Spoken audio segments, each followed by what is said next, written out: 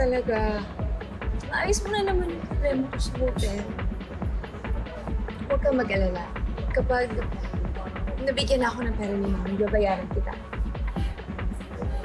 Ano naman kasi na ikaw rin matatawagan ko eh. Kasi hindi kami okay ni Francis. And alam mo naman na si Yuan hindi ako matutulungan. So, thank you talaga. Thank you so much. Joanna, maybe this is a sign para umuwi ka na. What? Oh my God! Bakit di mo kasi ako pinipilit na umuwi? You know what? Yan yung dahilan ko ba't kami nag-away ni Francis.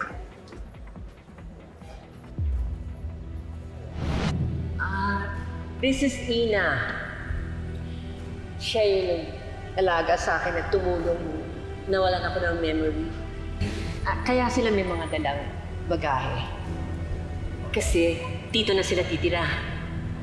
Bakit mukhang seryoso ang pinag-uusapan ni Milani? Magkakilala ba kayo?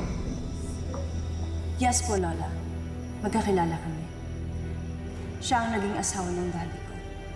Ang stepmom namin ni Lola. Kung gusto mo, kukunin ko ulit kayo ni Nono para makabawi ako sa mga pagkukulang ko sa inyo. Hindi ka na nila kailangan. Hindi nila kailangan ng tulong mo. Simula ngayon, ako na ang bahala kay Ina at kay Nono. Ipaparamdam ko sa kanilang pagmamahal at pagmamalasakit na pinagtamot mo sa kanila.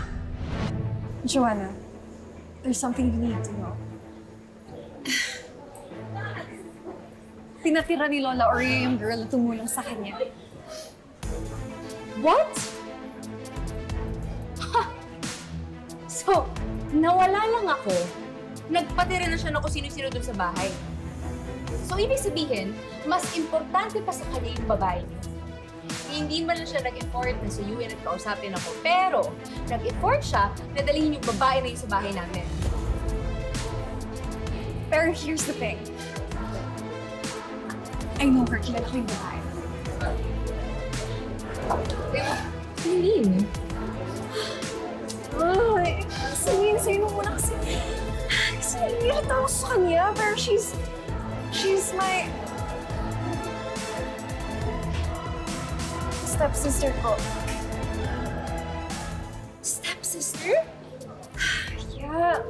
Alam mo, pati ako gulat ako nung nalaman ko na siya pala yung nakasave kay Lola. Alam ko kung anong klase ng tao siya. I know her. Alam ko kung anong kaya niyang gawin. You know what? I don't trust her. For all we know, baka ginagamit niya lang si Lola para mapaganda yung buhay niya. Hindi to pwede mangyari. Umuwi ka na. Ikaw yung apo, pero ikaw yung nasa labas? Kuhang-kuha na ni Ina yung loob ni Lola. Baka ang ending niyan, ikaw pa yung mawalan ng lugar sa bahay at sa buhay ni Lola. Do you want that?